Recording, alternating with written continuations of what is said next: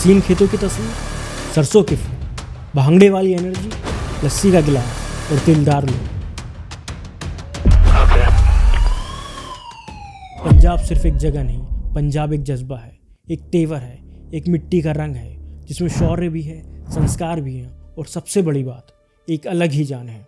लेकिन आज जो पंजाब हम देख रहे हैं वो पहले का पंजाब नहीं है। आज का पंजाब थोड़ा उदास है। आज उसकी मुस्कान में एक छुपा हुआ दर्द है। एक ऐसी कहानी जिसको सुनने वाले कम हैं और समझने वाले और भी कम। तो आओ पहले उस पंजाब की बात करते हैं जो कभी फक्र था, जिसके बिना देश की तस्वीर अधूरी थी। पंजाब का इतिहास सिर्फ भारत के इतिहास का हिस्सा नहीं, बल्कि एक बैकबोन रहा है। हर युग में, चाहे वो ऋग्वेद का समय हो या महाराजा रणजीत सिंह का राज, पंजाब हमेशा से एक शक्तिशाली और समृद्ध प्रदेश रहा। यहाँ की धरती ने न केवल जवान दिए, बल्कि सोच दी, कला दी और एक तहजीब दी। आज भी जब कहीं शादी की बोलियां लगती हैं तो पंजाबियों के गिद्दे के बिना अधूरी रहती हैं। पार्टीशन के बाद जब देश दो हिस्सों में बटा तो सबसे ज़्यादा चोट पंजाब को ही लगी। आधी मिट्टी उस पार चली गई, आधी यहाँ रह गई। खून की नदियाँ बहीं, लेकिन पंजाब ने फिर भी हिम्मत नहीं छोड़ी। वो गम को पी गया और फिर से खड़ा हो गया।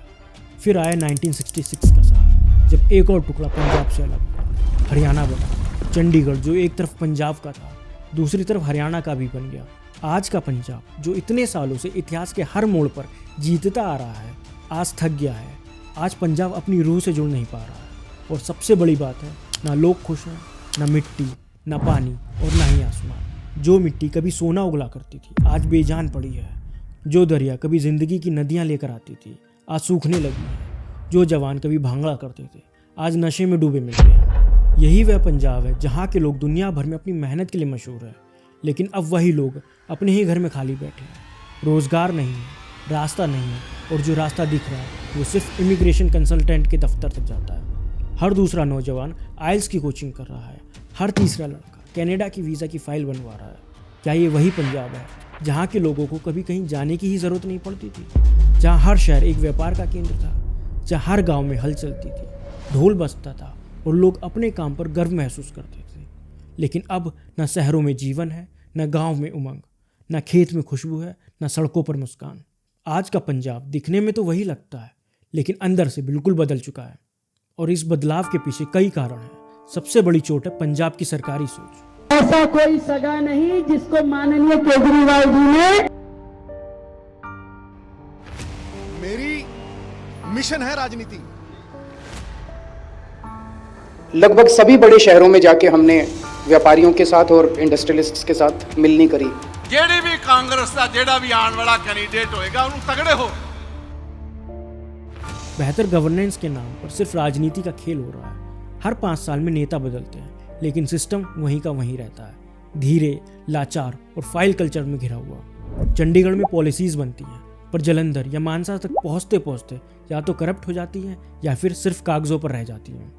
आम आदमी का भरोसा तो सिस्टम से उठ ही चुका है, और सरकार वो या तो ट्विटर पर बिजी है या चुनावी वादों में। और ये गवर्नेंस की कमी सबसे पहले दिखती है खेती में। पंजाब की पहचान खेती से ही थी, लेकिन अब वही खेती सबसे बड़ा बोझ बन चुका है। हर साल लाखों किसान वही चावल और गेहूं उगाते हैं, सिर्फ इसलिए क्योंकि सिस्टम ने उन्हें कोई और ऑप्शन दिया ही नहीं।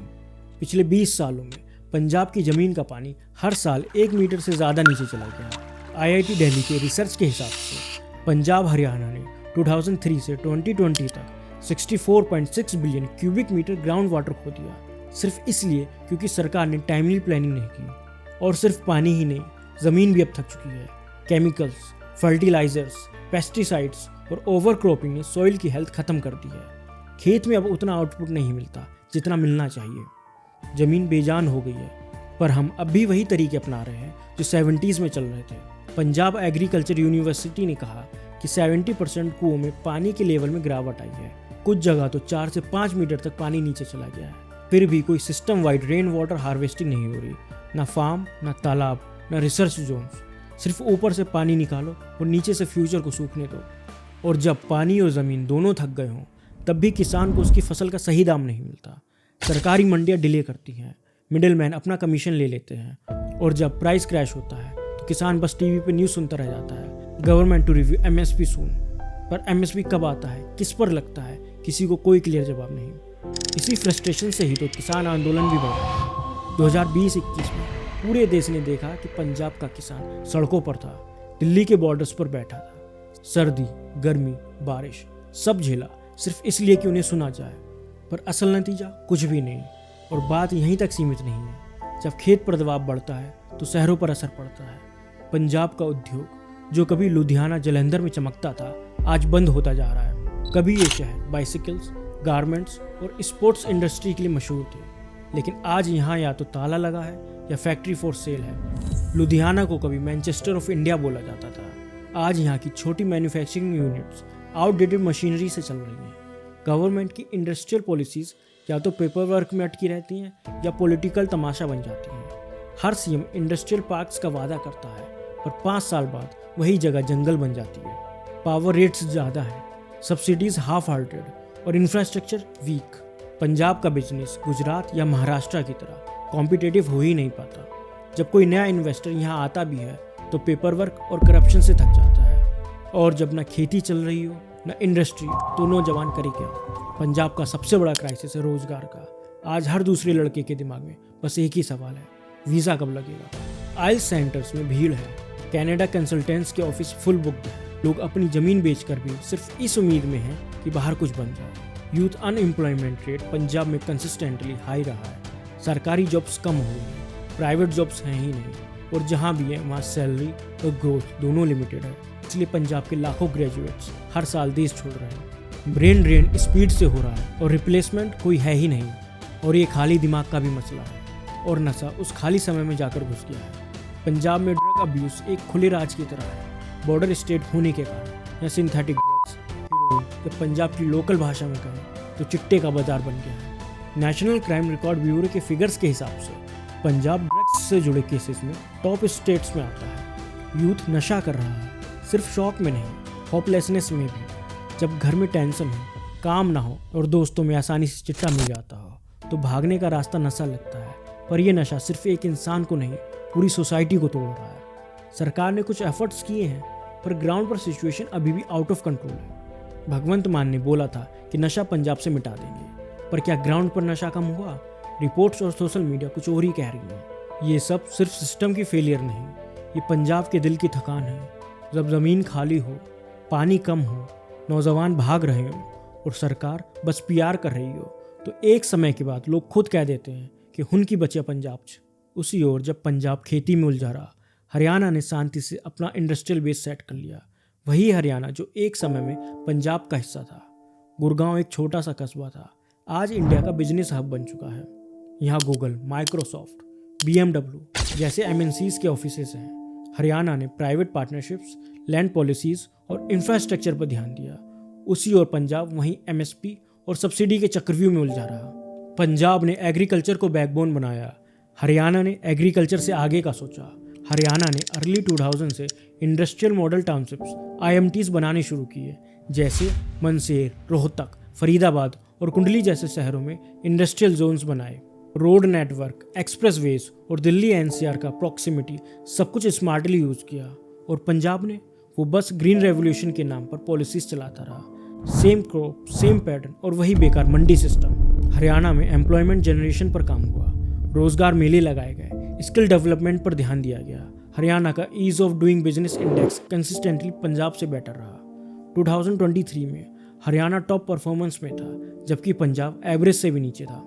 जहां एक तरफ आज पंजाब का यूथ आइल्स के फॉर्म भरता है, तो वहीं दूसरी तरफ हरियाणा का यूथ जॉब इंटरव्यू के लिए गुरुग्राम के ऑफिस में जाता है। ऐसा नहीं है कि हरियाणा के पास कोई नेचुरल एडवांटेज था। उसके पास ना ज़्यादा पानी था, ना बेहतर हवा, पर उसने अपने रिसोर्सेज का बेहतर इस्तेमाल किया। पंजाब के पास पानी था, पर ख़त्म कर दिया। ज़मीन थी, बेजान कर दी। यूथ था, माइग्रेट कर दिया। और बात सिर्फ इकोनॉमी की नहीं, गवर्नेंस की भी है। हरियाणा के नेताओं ने चाहे जितनी भी राजनीति की हो, लेकिन पॉलिसी मेकिंग में कंटिन्यूटी और प्लानिंग बनी रही। पंजाब में हर नए CM के साथ पुरानी पॉलिसीज या तो बंद हो जाती या उनका नाम बदल दिया जाता। और सबसे इम्पोर्टेंट, हरियाणा ने अपने यूथ को घर के अंदर रखा। माइग्रेशन हरियाणा में भी है, लेकिन डेस्परेशन नहीं। और अब तो सिचुएशन इतनी आयरोनिक हो गई है कि चंडीगढ़ जो कभी पंजाब का प्राइड था, आज हरियाणा के लोगों से भरा हुआ है। ऑफिसेज भी उनके, बिजनेसेस भी उनके। पंजाब के लोग बस कंप्लेन कर रहे हैं, चंडीगढ़ हमें मिलना चाहिए। कहते हैं जब तक आप दर्द महसूस कर सकते हो तब तक जिंदा हो। पंजाब भी जिंदा है, टूटा हुआ है, थका हुआ है, लेकिन जिंदा है। और जब तक जिंदा है तब तक रास्ता भी है। सबसे पहला कदम सोच को बदलना होगा। पंजाब को अब सिर्फ खेती पर डिपेंडेंट रहने वाली सोच से निकलकर मल्टी सेक्टर मॉडल अपनाना होगा। एग्रीकल्चर इंपॉर्टेंट है, पर उसके साथ साथ agro processing, food tech, dairy, fisheries, horticulture जैसे सेक्टर्स पे भी फोकस करना होगा। क्रॉप डाइवर्सिफिकेशन सिर्फ एक फाइल का नाम नहीं होना चाहिए, इसे ग्राउंड पर ले जाना होगा। सरकारी स्कीम्स जैसे मेरा पानी मेरी विरासत को जोर जोर से प्रमोट करना होगा। फार्मर्स को पानी बचाने वाले क्रॉप्स और माइक्रो इरिगेशन मेथड सिखाने होंगे। और ये तभी होगा जब डायरेक्ट फार्मर कनेक्ट बनेगा। सरकारी अफसर की नॉलेज का क्या फ़ायदा जब वो एयर कंडीशनड ऑफिस से बाहर निकलेंगे ही नहीं। उन्हें बाहर आके खेतों में पहुंच के किसानों को ये नॉलेज देनी होगी। दूसरा, ग्राउंड वाटर क्राइसिस को लेकर सीरियस स्टेप्स लेने होंगे। रेन वाटर हार्वेस्टिंग को कंपलसरी बनाना होगा हर स्कूल, हर हॉस्पिटल, हर कॉलोनी में। पंजाब को ग्राउंड वाटर रिचार्ज जोन्स बनाने पड़ेंगे और इंडस्ट्रीज को भी पानी बचाने के लिए अकाउंटेबल बनाना पड़ेगा। तीसरा, इंडस्ट्रीज को वापस लाना होगा। इन्वेस्टमेंट के लिए पंजाब को आगे बढ़ना पड़ेगा। गुरुग्राम की तरह अगर लुधियाना भी बनता तो आज इतने नौजवान देश से दूर नहीं जा रहे होते। ईज ऑफ डूइंग बिजनेस को सिर्फ पोस्टर पर नहीं, हकीकत में लाना होगा। इंडस्ट्रियल पार्क्स को रिवाइव करो, एमएनसीज के लिए टैक्स इनिशिएटिव्स दो और एक प्रॉपर इन्वेस्टमेंट सेल बनाओ जो इन्वेस्टर्स को अट्रैक्ट करे। कागजी काम नहीं, भरोसा बनाओ। चौथा, एजुकेशन और स्किल डेवलपमेंट। पंजाब का यूथ स्मार्ट है, कैपेबल है, पर मिसडायरेक्टेड है। गवर्नमेंट स्कूल्स को टेक एनेबल्ड करो, वोकेशनल ट्रेनिंग को मेन स्ट्रीम बनाओ। हर डिस्ट्रिक्ट में एक स्किल हब हो जहां लड़के लड़कियां डिजिटल स्किल्स, लैंग्वेज, एंटरप्रेन्योरशिप और मॉडर्न ट्रेड्स सीख सकें। पांचवा, सबसे बड़ी लड़ाई नशे के खिलाफ। इस पर सिर्फ रेड्स और भाषण से काम नहीं चलेगा। हर शहर, हर गांव में डी एडिक्शन सेंटर्स होने चाहिए, लेकिन सिर्फ क्लिनिकल नहीं बल्कि ह्यूमन। जब एक लड़का नशा करता है तो सिर्फ उसका नहीं, उसकी माँ का, उसके भाई का, पूरी सोसाइटी का मेंटल हेल्थ गिरता है। हमें कम्युनिटी ड्रिवन रिहैब मॉडल बनाना होगा जहाँ लोगों के दर्द को समझा जाए, ना कि सिर्फ दवाई पकड़ा दी जाए। और अगर हम सच में पंजाब को बदलना चाहते हैं तो हमें अपनी पॉलिटिक्स भी बदलनी होगी। अब वोट कास्ट और रिलीजन के नाम पर नहीं, डेवलपमेंट के नाम पर डालने होंगे। नेताओं को ये मैसेज देना होगा कि जीत सिर्फ फोटो खिंचवाने से नहीं बल्कि काम करने से मिलती है।